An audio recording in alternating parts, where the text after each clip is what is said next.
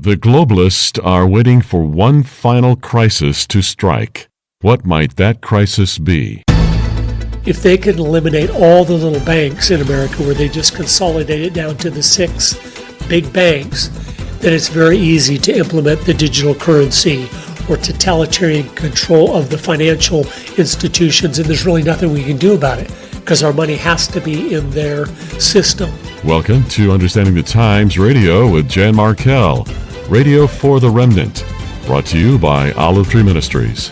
Today, Jan hosts an informative hour with filmmaker Curtis Bowers, producer of the award-winning Agenda Productions.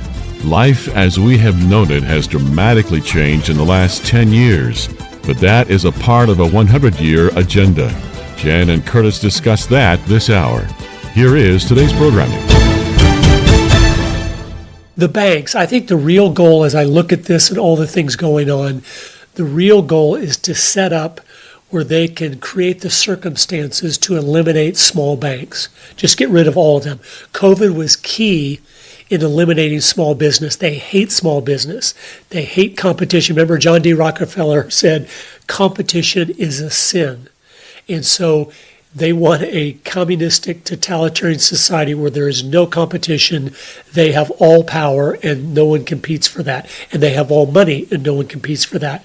Well, if they can eliminate all the little banks in America where they just consolidate it down to the 6 big banks, then it's very easy to implement the digital currency or totalitarian control of the financial institutions, and there's really nothing we can do about it because our money has to be in their system. So that's a key thing going on. Also, the devaluation of the dollar is part of the plan to collapse things at the right moment so that when the CBDC comes out, it's like our only alternative. Our money is deflating so quickly that we need something. And so that's the way they do that. And I think they're going to come out with some clever scheme of when they first implement that system to really motivate you to come on board. Hey, we'll give you $1.25 for every dollar that you turn in to become part of our system. And then they'll manipulate things where you only got 3 months for that or whatever. And then the next 3 months you get $1 for $1. And then the next 3 months it's 75 cents to the dollar. And then eventually it's zero. The paper dollars aren't worth anything anymore.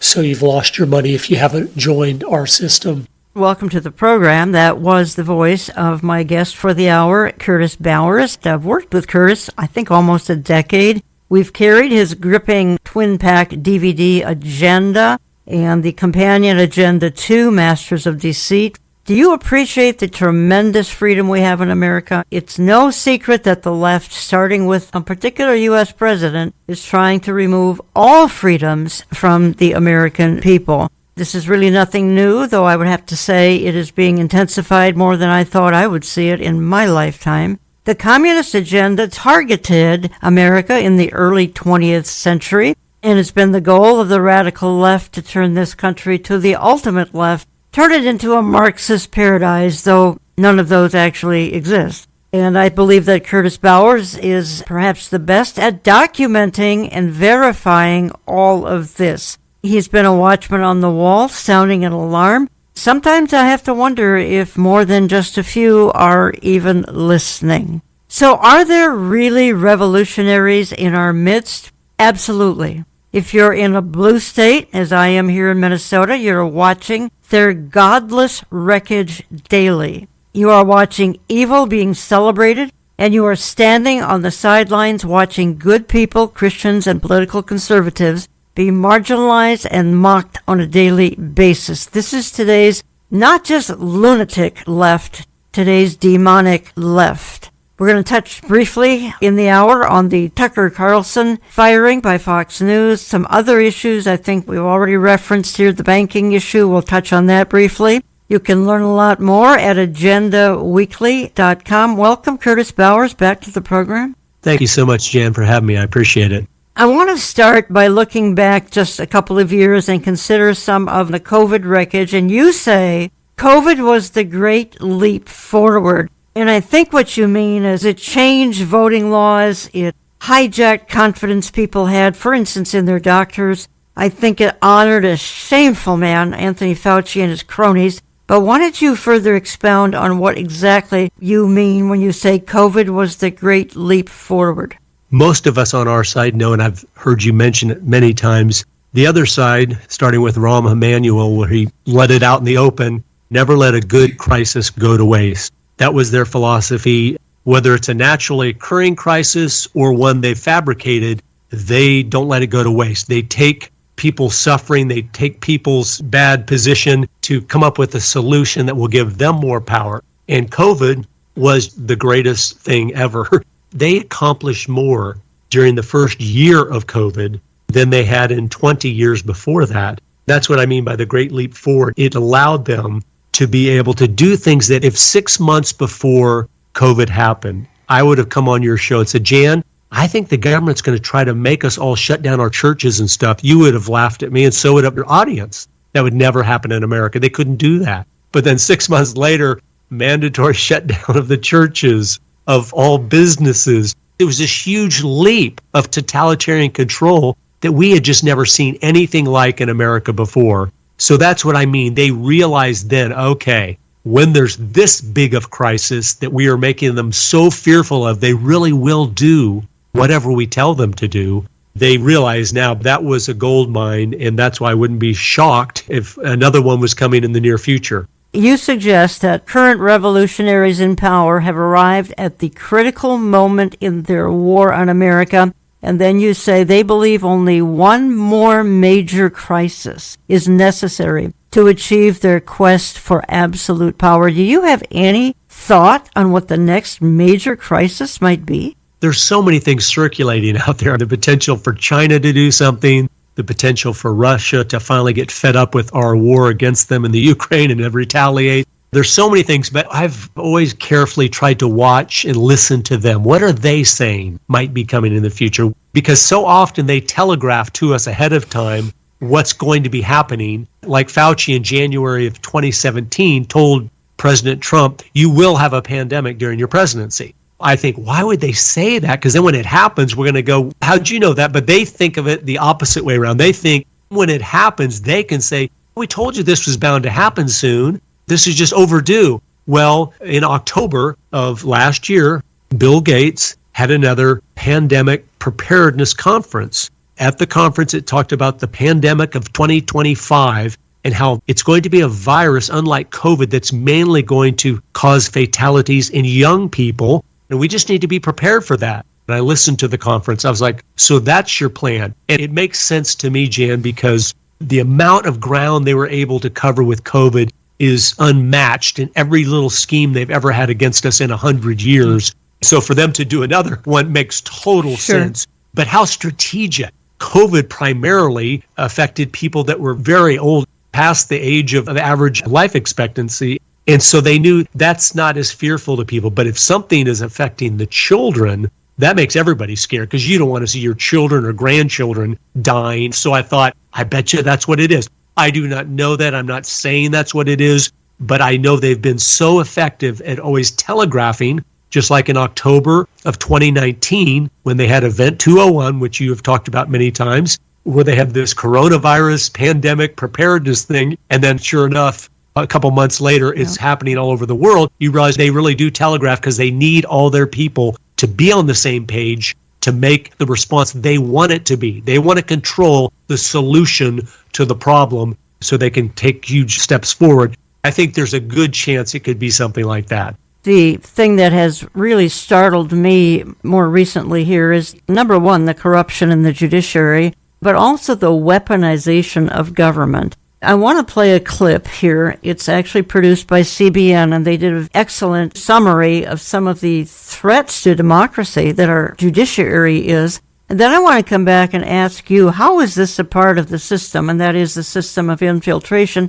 Because I know it is. Well, investigations into the Justice Department bias against conservatives begin in the House of Representatives today. Representative Jim Jordan's Weaponization of Government Committee has the FBI in its crosshairs. Well, a man who's been called an FBI legend is also speaking out. Dale Hurd spoke with this veteran agent and author of a new book on the Bureau's downfall. Thomas Baker has been called an FBI legend. He was the first agent on the scene when President Reagan was shot in 1981 and worked under and alongside many different FBI directors over his 33-year career. With his new book, The Fall of the FBI, Baker is one of the most senior figures to write that the FBI has become a threat to democracy. The biggest factor, I believe, and what it all traces back to is a change in culture. It began with Robert Mueller, and the bad consequences of it became apparent in the succeeding years. Baker says the beginning of the fall of the FBI can be traced to a specific moment in time. It was 3 days after 9/11. In those 3 days, the FBI had managed to identify all 19 9/11 hijackers, their associates, and their connections to Al-Qaeda.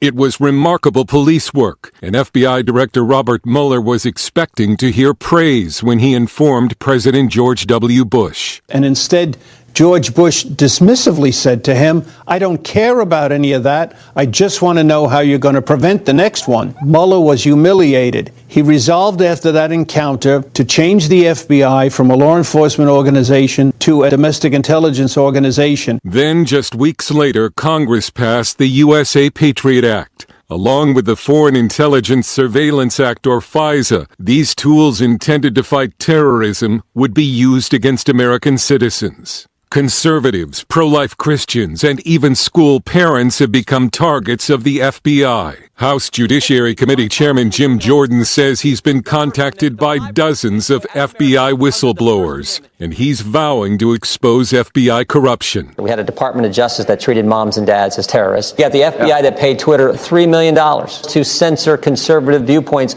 on their platform. In 2020, they suppressed the Hunter Biden story. It's been weaponized against the very people they're supposed to serve. A Gallup poll last year found that almost 80% of Democrats had a favorable view of the FBI, but among Republicans it was less than 30%. Baker says the FBI is a threat to all Americans. It's a threat on the right and the left. What's been happening to conservatives in the last couple of years could just as easily happen to liberals. And sincere Democrats who are concerned about civil rights or civil liberties should definitely unite with Republicans in trying to reform the FBI. The out-of-control domestic intelligence agency set in motion by Robert Mueller was, according to Baker, brought to a head by James Comey, who Baker calls the worst FBI director in history. And a lot of the employees liked him because he was very easy on people. And a lot of bad stuff was allowed to happen that he should have spoken up about. Comey would be fired, as were the other figures in the Russian collusion scandal. And the Bureau executives keep saying, well, all the rotten apples, they're gone. But they still have not looked at the fundamental problem. Why does this keep happening? And what needs to happen is the culture needs to be changed. Baker says the FBI needs a serious shakeup, but he's not at all confident it will happen. Far from cutting back the FBI, the federal government is going forward with plans for a new FBI headquarters, twice the size of the Pentagon. Curtis Bowers, how does this fit into the agenda that you write and make films about? The Marxists have always wanted to get in and control anything that had power, anything that had influence. That was a good video clip, but I think it goes deeper than that. We know, as of several years ago, that the last CIA director and the last FBI director, when Trump was in there, Brennan and Comey, both admitted they had been communists. I mean, they admitted that. I'm saying that's how corrupted it had gotten, where the head of the FBI and the head of the CIA just 3 or 4 years ago both admitted, oh yeah, we've been communists in the past, but we're not now. And when they were asked, what are you now? They go, I don't really know. I know from studying communism, once you're a communist, you are always a communist, unless you've had a life-changing event like getting saved or something like Whittaker Chambers had. I'm saying these things at the top level are completely penetrated, just like our military. They're rotten, evil to the core. Now, the people at the lower levels, there's many great agents that got in there to try to make a difference. Just like in the military, a lot of sweet young guys and girls that went in the military because they love our country. But we know from Milley and Lloyd Austin and all those positions, because they're so powerful, have been captured completely. Last summer, our military was studying about drag shows instead of how to take on the Chinese Communist government. You're listening to Understanding the Times Radio. I'm Jan Markell. I have on the line from the Deep South, Curtis Bowers. You can learn a lot more at agendaweekly.com, and I strongly encourage you to tap into his Agenda Weekly update online, which I never miss. You'll be greatly apprised. Some of the issues we're talking about, in an hour we can only hit 4 or 5 issues really, and not in great depth, but Curtis every week tackles one issue after another in great depth. So I encourage you to check that out. We do carry the Agenda Twin Pack DVDs that he has written and produced, and that would be in my online store, olivetreeviews.org, or call my office or get on our newsletter list. Curtis, you are very adamant that the left, those in power, are trying to silence as many as they can before the 2024 election. And quite frankly, I suspect that even means silencing you and me and the various kinds of media that we do.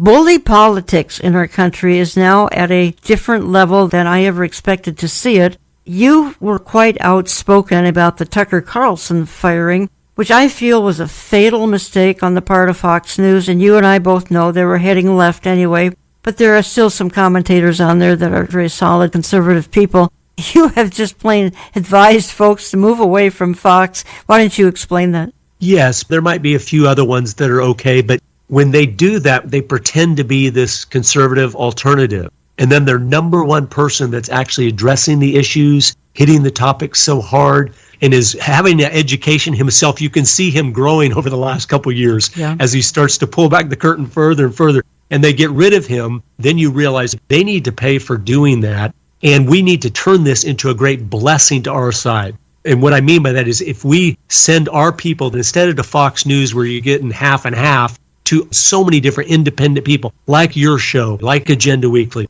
where they can find the truth from real people. We've done a great blessing if we can expand the alternative media. But Tucker, they had to get rid of him before 2024 because they knew if they tried to fiddle with the election again, he would talk about it, even if he was told not to. And they couldn't have that. They can't have people in the mainstream ever exposing their lies. They want to always refer to all of us as, oh, that's the alternative media, a bunch of conspiracy theorists, which isn't true. We're the ones speaking truth, but that is not accepted in the world today in the reality they're trying to create. You said you knew that Tucker was in danger. Actually, you have a good commentary on this that I think I'd like to play, and you bring out a couple of very intriguing angles. Why this silencing right now is so important is because they saw Tucker was waking up millions. Robert F. Kennedy Jr. was waking up millions. And so they realized, they know that they've had the deep state in Washington, D.C., the establishment. They've had that for decades.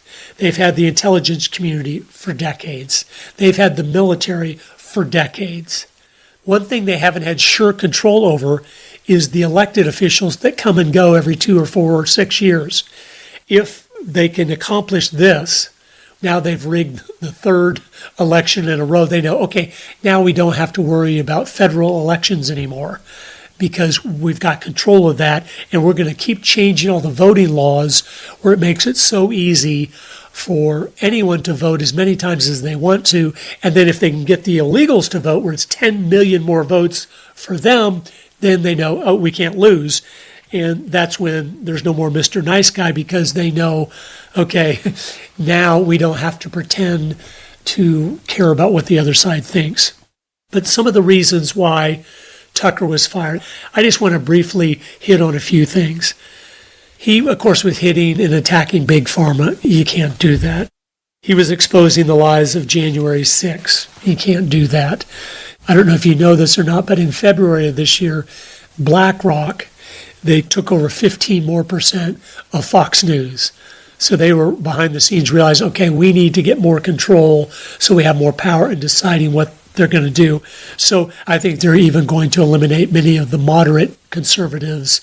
Those that aren't speaking the party line are going to go because they need that control. I'm going to show you the clip, I think, that got him fired for sure. Again, it was many, many things because he's been speaking too much truth. But this clip I'm going to show you, I believe, was the nail in the coffin where they said, he's got to go now. Watch this, then we'll talk about it. Trans ideology claims dominion over nature itself. We can change the identity we were born with, they will tell you with wild-eyed certainty. Christians can never agree with this statement because these are powers they believe God alone possesses. That unwillingness to agree, that failure to acknowledge a trans person's dominion over nature, incites and enrages some in the trans community. People who believe they're God can't stand to be reminded that they're not. So Christianity and transgender orthodoxy are wholly incompatible theologies. They can never be reconciled. They are on a collision course with each other. One side is likely to draw blood before the other side. That's what we concluded last week. Yesterday morning, tragically, our fears were confirmed. A self-identified trans person called Audrey Hale committed mass murder at a Christian school in Nashville. Hale burst into a place called the Convent School and executed 3 9-year-olds as well as 3 adults. Police have released body cam footage from the end of the massacre. We're showing you just a small part of it. You can see the rest online if you want. We're not going to show it because that's too awful and sad. But what was almost as sickening to see in a far more subtle and insidious way was the media coverage of yesterday's tragedy. Here's Terry Moran of ABC News, for example, suggesting that Christians were murdered in Tennessee because they infringed on the rights of transgendered people. Watch. Audrey Hale identified herself as a transgender person. The state of Tennessee earlier this month passed and the governor signed a bill that banned transgender medical care for minors, as well as a law that prohibited adult entertainment, including male and female impersonators, after a series of drag show controversies in that state. The state of Tennessee bans the sexual mutilation of children. Children get shot to death in a school. It's cause and effect. That's what ABC News is telling you. That's not far from justifying mass murder, but others took the next step. A group called the Trans Resistance Network said that the shooter's death was a complex tragedy that resulted from, quote, anti-trans bias. The Hershey Chocolate Company's new trans spokesman, meanwhile, someone called Faye Johnstone, posted messages after the shooting complaining about, quote, trans misogyny. In Canada, a taxpayer-funded trans rights organization put out a statement that ignored the murder of the children in Nashville entirely and instead claimed there has been a, quote, exponential rise in anti-trans violence. That is a lie. It's a provable lie. And in fact, the opposite is true. We seem to be watching the rise of trans terrorism. The man who tried to murder Supreme Court Justice Brett Kavanaugh after the repeal of Roe v. Wade, identified as a, quote, trans gamer girl. The man who shot up a nightclub in Colorado in this past November and murdered 5 people, identified as non-binary. And now this. And there could be more. That was a clip from Curtis Bauer's Agenda Weekly online presentation that he does usually every Friday. Sign up at agendaweekly.com. Curtis, you want to comment on that? Because that's all you, and then you're introducing the Tucker Carlson story and the reason why you feel he met his, at least Fox News, demise. From what everyone just heard there, he did 3 things you cannot do. He defended Christians. You cannot do that. He was dogmatic in his rejection of their new sacrament, which is child mutilation. And number 3, he exposed their lie that medical care equals mutilation. It's not medical care, it's torture. It's abuse of a little child. I remember when that clip came on, I was like, oh my goodness, you can't do that. You can't attack their new God and their new religion and their sacrament that gets them to their place of nirvana in their new world they're trying to create. So sure enough, he was gone, but he was really doing so many great things over the last year or 2, but that was a bridge too far. You bring out the fact that Mr. Biden announced for campaign 2024 for a second term the day after Tucker disappeared from Fox News. Now, whether that's coincidence or not, I don't know that we'll ever know, but it is interesting timing. Yes. The one person that would have exposed to the public the reality of that, a man with dementia said he's going to run again 2 years from now for president. What are you talking about? What kind of world have we entered where it's obvious it's a puppet there? It's always been a puppet. All the behind-the-scenes CFR members and all their cabinets, they're the ones telling them what to do. But when you know it's a puppet, like this guy can't put a sentence together,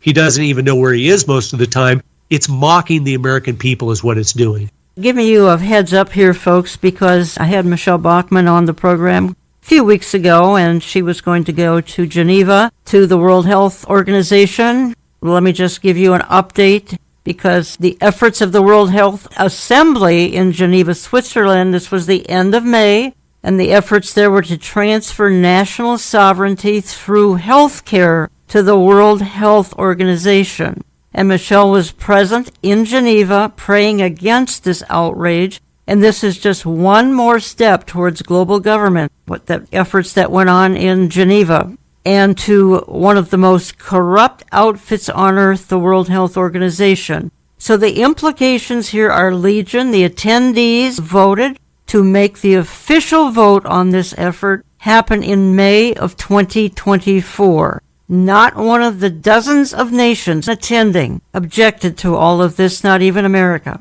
This is another barometer of how late the hour is. This is all a push, again, for global government and all the nations, at least that attended this World Health Assembly, which was on behalf of the World Health Organization. They were all on board with uniting in May of 2024, and global government could be formed with healthcare as the basis of that formation. So even though we're missing an antichrist, all nations of the world that are tied into the World Health Assembly and the World Health Organization are just fine with uniting over healthcare into a union that will lead to global government. I want to know why every news agency on the planet is not reporting on this. And if you Google this information, they will tell you it's a non-story. Really? You know what? I can almost hear the hoofbeats of the 4 horsemen of the apocalypse. We're going to come back in just a few minutes here, and I'm going to continue on with Curtis Bowers.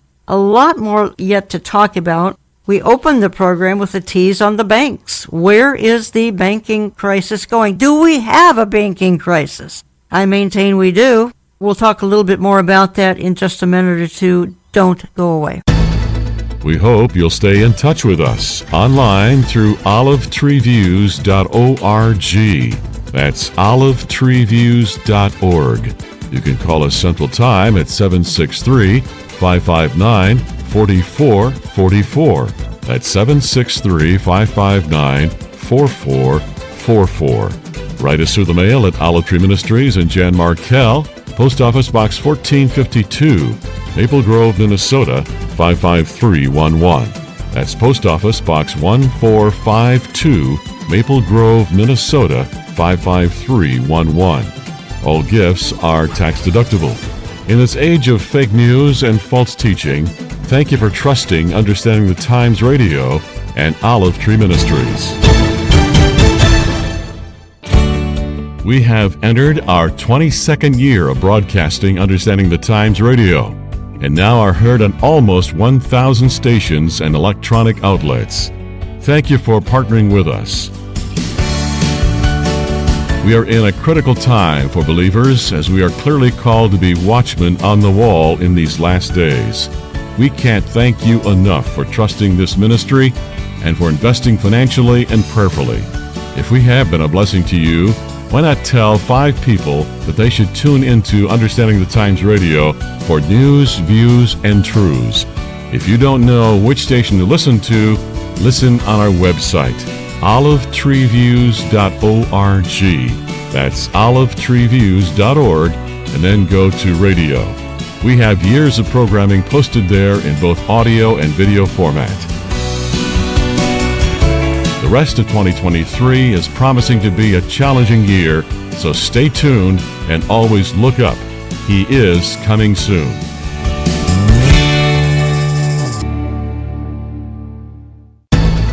Everything has been flipped, and that's how I know it's from the father of lies. It's getting us to worship the creation instead of the creator. It's getting us to cut CO2 instead of produce more CO2. It's getting us to be fearful of warming when that's a blessing. With a warmer climate, you have longer growing seasons, and more of the globe can be farmed. It's all smoke and mirrors to enslave people, to give the energies of their life over to a complete lie. We know you can't always be by a radio, so if you miss a program, visit our website, olivetreeviews.org. That's olivetreeviews.org. And then go to radio, where we feature both the audio and video version of our program. You can also catch the program at oneplace.com, on our Rumble or YouTube channel, and on his channel, Christian TV. Now here are Jan Markell and Curtis Bowers to wrap up today's programming. Washington State Senate just passed Senate Bill 5599, allowing the state to hide children from their parents. No allegation of abuse is required, just the child's delusional desire to change the gender of their own body. The bill compels state-licensed youth shelters to act as accomplices in castrating children without their parents' knowledge, and allocates over $7 million to pay for the surgical and pharmaceutical castrations. According to this new law, if a child shows up at a youth shelter in Washington state and expresses the desire to change the gender of their body, claiming that their parents are against it, then the youth shelter is legally obligated to not notify the parents of the child's location, but rather to funnel that child into the destructive and horrific world of transgenderism, paid for by the state of Washington with taxpayer dollars. And it's not limited to Washington residences. Any young, confused, runaway child can now make their way to Washington to get castrated by the government without their parents ever being notified. Welcome back. Glad you can join me for Understanding the Times Radio this week. I have on the line from Alabama, Curtis Bowers. You can learn more at agendaweekly.com. We carry his twin pack DVD on the agenda. That would be the communist infiltration into America the last 100 years or so. Curtis, I'm just going to jump off that little soundbite. I want to talk about this just for a minute. They are so strategic. They are so premeditated. And what's happened is, in our society today, we cannot attack the trans agenda. It's the new religion of the elite. It's the new cult. Bow down and worship or be thrown into the fiery furnace. That's a quote from you, by the way. And this is all a sacrament, but this is all child mutilation. Did you ever think you'd see the day? No, even 10 years ago, if you'd have told any person in this country, hey, the next movement is going to be a movement to try to convince little boys that they might actually be little girls, and then not only convince them, but then have them get the surgery to make that look like it's a reality. Of course, it's not. You cannot change your XX or XY DNA makeup that God gave you.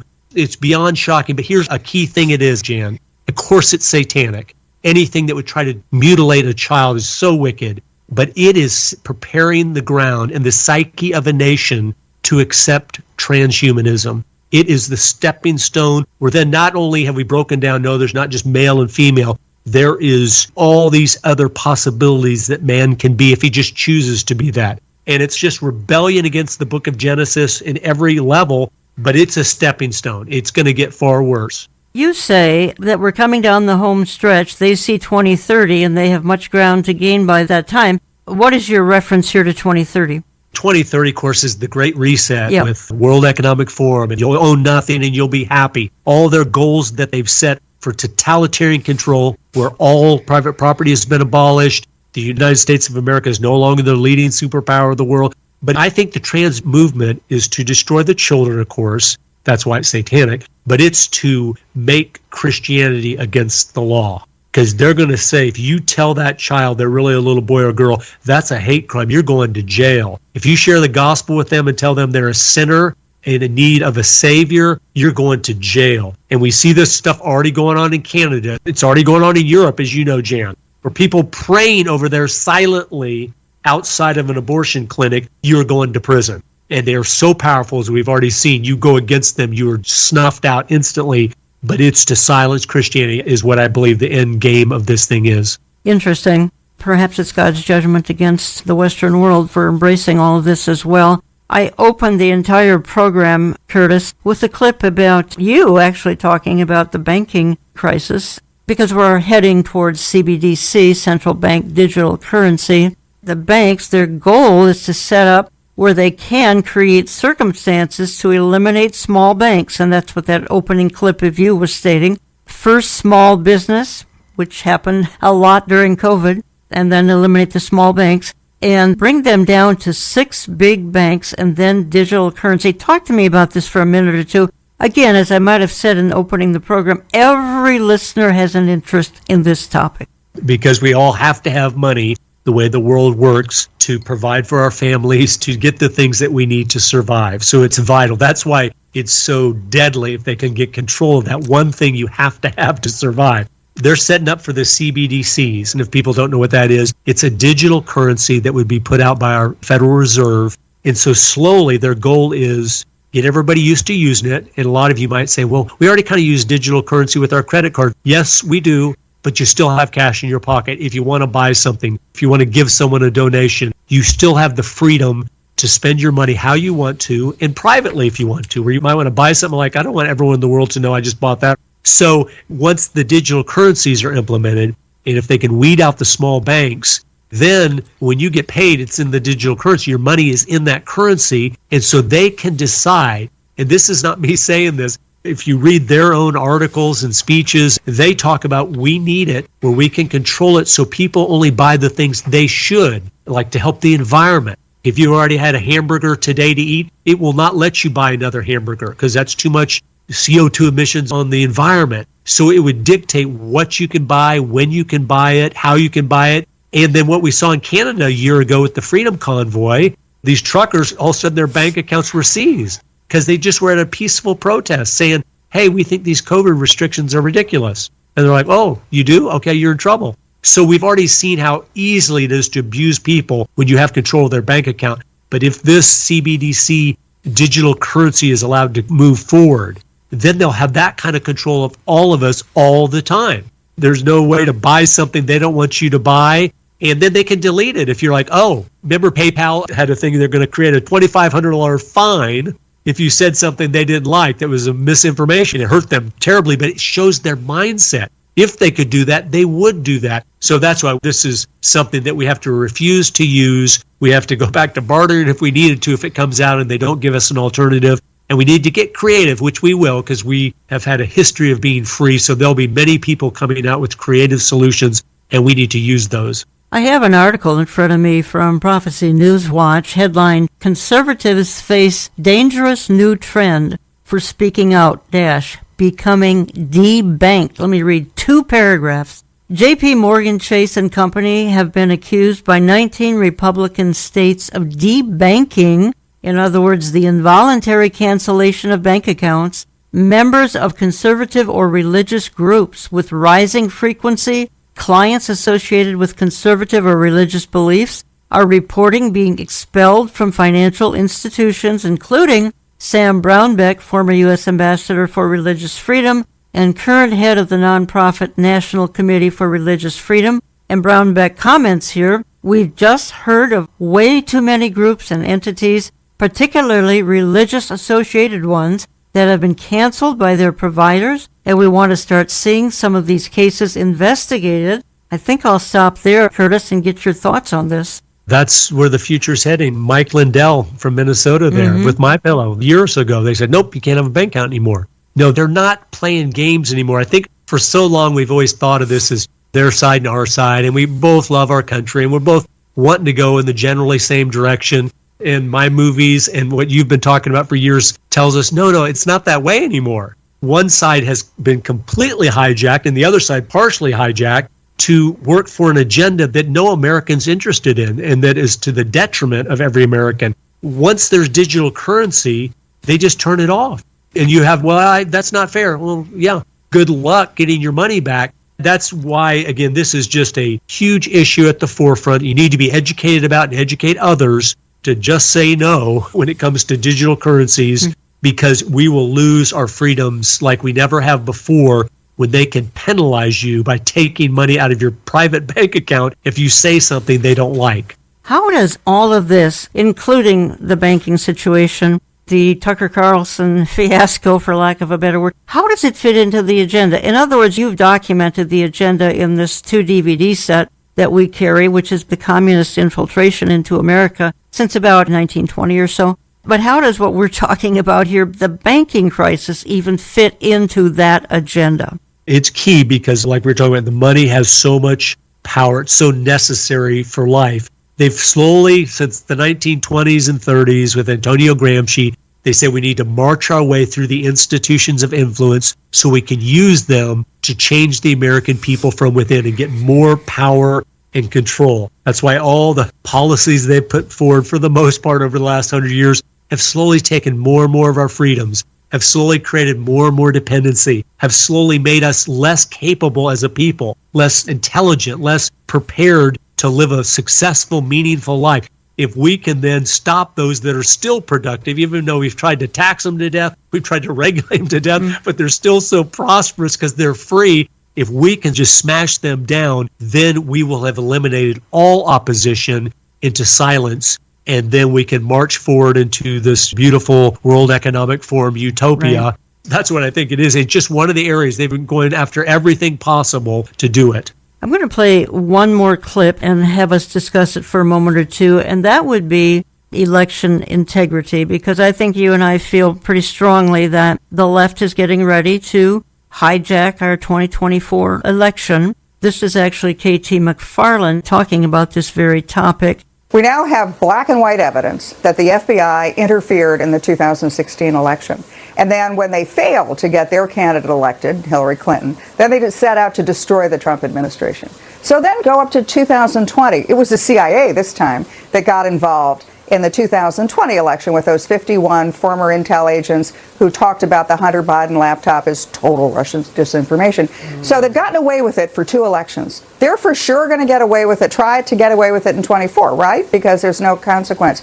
The difference is in 2024, the evidence is there. We now have the Durham investigation. We have all the congressional investigations. There is now hard evidence that there was election interference by the U.S. intelligence agencies and the Department of Justice. They've got to be terrified, those individuals have to be terrified that a Republican president comes in the 2024 election with a Republican attorney general, investigates them and charges them all with the crimes they've committed over the last 8 years. Well, we'll see about that. You're right. There are questions around these elections because of this interference. Do you think there will be election interference then in 24? Take it to the bank. They will absolutely interfere in 2024. We're not sure how, but they will absolutely interfere, not only because they're not going to like whoever the Republican candidate is, but because they're going to protect their own hides. That's why they were talking to their own people, and the whistleblowers have brought this up, that they were told, don't put anything on paper, just tell us orally. They knew that they were doing stuff wrong. They knew that they were going to be liable for prosecution. It's too bad. I wish the media were more curious about all of this. Unfortunately, the media takes the narrative of the Democrat Party and runs with it and then tries to cancel anybody who's not on board. Well, they're in the same position. They can't possibly admit they were wrong because that just undercuts their whole reason for being. So they're going to continue to have the fake narrative, and they're going to continue to cover up and pretend that nothing bad went on. I mean, they're all in it together. This is what the terrible thing is. These people are selling the country. They're just selling us out, not only to foreign leaders, but they're interfering in our elections. They're tearing up the Constitution. Why? Because they want to protect their jobs. They want to protect their ratings. I never thought I would be this upset about how anybody in the government was performing, but this is just a gut punch to the American people. It really is, and it's because you're a patriot. You don't want to see this kind of injustice. I agree with you. That was K.T. McFarland with Maria Bartiromo. And Curtis, you talk about this and election integrity, which we're losing more literally on a daily basis, but give me your feedback here. The communists, the globalists, those internationalists, they want total power. And we know that. We've seen their agenda items and their list of goals. So, of course, when they've successfully been able to pervert several elections in a row, to think, oh, no, they won't do it this time is crazy. I know this. They will do anything they're able to do to make sure they do not lose power and control. Again, there is a God, and so God might foil their plans. Different things can happen, and we should be praying about that. But they will do their very best to make sure they do not lose all the ground they have gained, especially just since Biden here. But over the last 100 years, they have been marching down this road, and they're getting so close to the finish line, and they know it, and they're not going to let anyone stop them from doing that. Very well said. Very tragic to have to talk this way. I suspect you're right. McFarland herself, who's a Washington insider, I mean, she just says, take this to the bank. They're going to try it again in 2024. It's very discouraging. It's hard to get conservatives even out to vote knowing some of this, and I know you feel we need to make the effort anyway. We always need to do our part and then pray that God will be merciful and help us in the things we're trying to do that are good and right. Why do we want to vote the right way? Because we love our neighbor. We want to be a blessing to them because we know if we have conservative laws and freedom is abounding, then people are going to be able to do the things they think God wants them to do, and they're going to raise their families the way they should raise them. And that's why we want to always stand up, because it's not just ourselves we're worrying about. You're listening to Understanding the Times Radio. I'm Jan Markell. I have on the line Curtis Bowers. He's produced the DVD Twin Pack Agenda. This is documenting the over 100-year effort of the communist agenda coming into America. It's brilliant. A couple of DVDs, folks. I cannot recommend it highly enough. Find it in my store, olivetreeviews.org. Find it in my magazines, or give my office a call and we'll get that out to you very quickly. Learn more about Curtis Bowers and all of his products at agendaweekly.com. I want to send out a heads up because you have called for a Fasting Friday. Give us a minute or two plug on that because I think it's really important. We're encouraging everyone every Friday, if you fast from after dinner on Thursday night, so you eat dinner on Thursday night and then you fast until dinner on Friday night. So it's kind of a 24-hour fast, but it's easier. But during breakfast and lunch on Friday, you spend the time you would have spent eating on your knees, asking God to give you clear direction on what he would have you to do, praying for our country that he would be merciful to us even though we do not deserve it, and that he would magnify our impact, our understanding, our ability to share the gospel, and he would just use us for such a time as this to make a difference for him. And if we just did that every Friday, skipping breakfast and lunch and earnestly praying to him, it will make a huge difference, I know, for eternity in what he does with our sincerity in doing that. Wonderful. I hope folks will take advantage of that. Curtis, you and I could talk for 3-4 hours on all the topics that you cover as far as what's moved into the culture and society here again in the last 100 years, how it's subversive. You do tackle, thankfully, the climate, and I'm going to use the word hoax, and the cult of climate, the fact that Christianity may be one of its targets, the fact that it's gaining ground. Here's the sad part. It's gaining ground even with Christians. Perhaps they're a little more biblically illiterate, maybe not. I'll give an example here in just a moment. But one of the tools that this cult of climate is using is to go after the denominations, the evangelicals particularly, telling them the most important thing we can do is to love our neighbor, and therefore we have to be engaged in all sorts of climate activity, even though I maintain only God controls the climate. But bring into the fact why you have brought this into your discussion, which I'm so glad you have. It's one of the main vehicles they're going to use because it sounds like such a noble cause. We're going to save the planet. That sounds pretty wonderful. Here's the thing you have to know. Every human being on the planet cares about the environment, and we really want it to be clean in the right way. But here are the facts. Everything the environmental movement is doing today is detrimental to the environment. Solar panels, electric vehicles, and wind turbines, those three things alone are doing the most destruction to our environment worldwide than anything because of the mining that has to be done to get the minerals necessary for those things. There's some great documentaries out there on that. So you see it's a fraud. The solar panels hurt the environment worse than anything. Electric vehicles hurt worse than anything. The amount of lithium you need out of the ground. And most of it's being done by children and slave labor, if you study this issue. But then you look at the bedrock issues of the climate. It's all a fraud. It's a lie. They say CO2 is a pollutant when CO2, carbon dioxide, is plant food. And we don't have near enough of it in the environment right now. There's 400 parts per million right now, and the ideal level for everything that is green is 1,600 parts per million. That's why greenhouse growers have CO2 machines just pumping in carbon dioxide into the greenhouses so the plant growth efficiency explodes. Warming is wonderful. Cooling is what is deadly. Everything has been flipped, and that's how I know it's from the father of lies. It's getting us to worship the creation instead of the creator. It's getting us to cut CO2 instead of produce more CO2. It's getting us to be fearful of warming when that's a blessing. With a warmer climate, you have longer growing seasons, and more of the globe can be farmed. It's all smoke and mirrors to enslave people to give the energies of their life over to a complete lie. Couple of the primary targets, evangelical Christianity. I'm on the website here of Evangelical Environmental Network.